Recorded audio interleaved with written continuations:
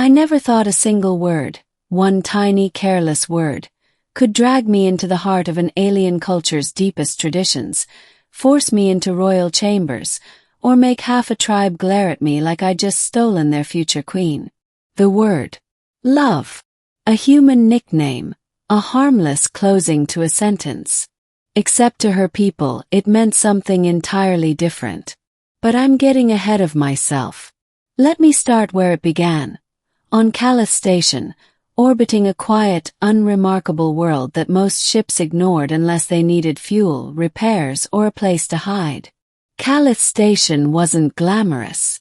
It hummed with old engines, flickering lights, and the occasional leak in the oxygen conduit. I worked there as a technician, nothing special. Fixing hull panels, recalibrating scanners, patching up bots. Most of my days were slow, repetitive, and comfortably predictable. Until the Calathai delegation arrived. They were an alien species new to interstellar diplomacy. Soft-spoken, glowing markings on their arms, eyes like liquid silver. Peaceful, curious, and incredibly expressive. They'd come for trade negotiations and cultural exchange, and the station scrambled to make itself appear less rusty. Among them was a young woman named Elira. She looked different from the others, more vivid, with bioluminescent strands through her hair and markings that pulsed when she felt strong emotions. Her people called her a first voice, something between an ambassador and a cultural guardian. My job was to escort their delegation through engineering, explain our tech, and make sure nobody wandered into a live conduit and fried themselves. Lyra stuck to me like a shadow. Curious, quiet, always watching, always asking questions. Her voice was soft and melodic, her expression so pure that it made the station's metal hallways feel warmer when she was around. I liked her. Just not in the way she thought.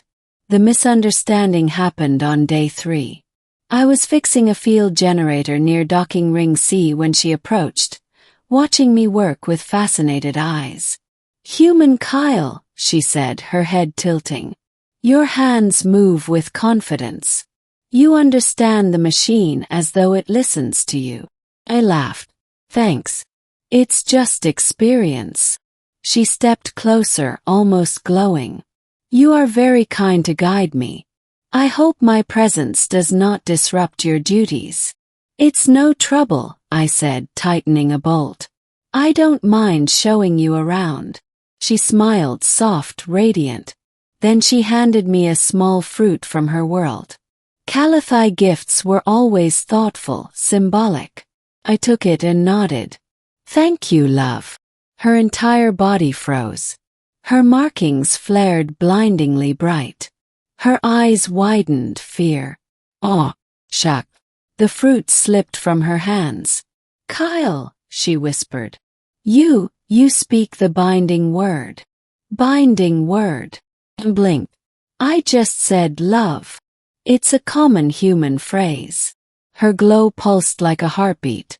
"In my culture that word, your pronunciation, it means soul choice. Life bond. A vow of unity." I nearly choked on my own air. "I know, Elira, on Earth it just means.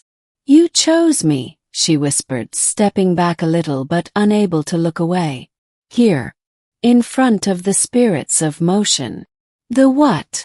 She pointed upward. "These machines. All things that move carry memory. To speak the binding word near moving air, metal, or energy seals it." "No. Oh no. It was just a nickname," said quickly. "A harmless one. To your people, perhaps." She swallowed hard. "But you used our sacred pronunciation." "I didn't know. You chose me," she repeated softly, breathtaking wonder blooming across her features. "And I must respond." "Respond how?" But she didn't answer. Ran. Her footsteps echoed through the corridor, fading into silence, leaving me standing there in utter panicked confusion. I found out exactly what she meant 2 hours later when Station Commander Yarrick barged into engineering with a face redder than a malfunctioning heat coil. "Kyle, what did you say to the Calathai girl?" I rubbed my temples. Something stupid. Something I didn't know meant anything to them. "Well, congratulations," he snapped. "You accidentally proposed to her." I groaned loudly. "I figured that out. She said something about a life bond." "That's not all," he said grimly. "Her delegation heard. They're preparing a joining ritual." "A what?" Commander Yarrick pinched the bridge of his nose. "Her people take these vows seriously. And she is not just anyone. She's apparently next in line to become a voice prime. Basically royalty." My stomach dropped through the floor. "I have to fix this," I said. "No kidding. They're on their way now." They arrived before I could even change out of my grease-stained uniform. Half the Calathai delegation entered engineering. Elders, advisors, ceremonial guardians. Their clothes glowed like woven stardust. And in the center stood Alira, radiant and trembling. Her eyes found mine instantly. "Kyle," she whispered, stepping toward me. "I have prepared my acceptance." "Wait, Alira, please." She lowered her hands. Her markings dimmed. "You don't choose me?" she asked, voice cracking like fragile glass. The room fell silent. Every elder watched me.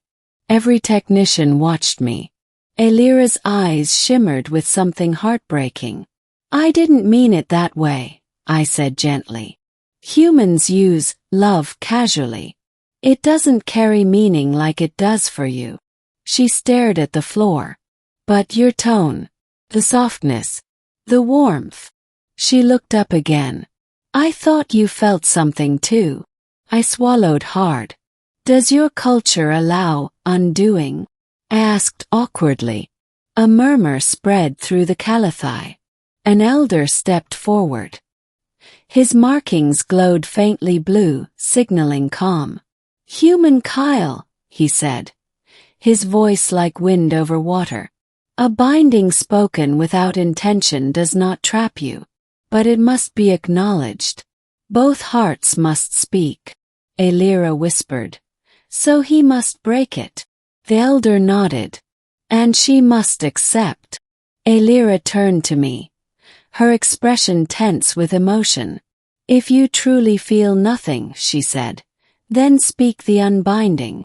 My chest tightened, not because I felt pressured, but because she genuinely believed I didn't want her.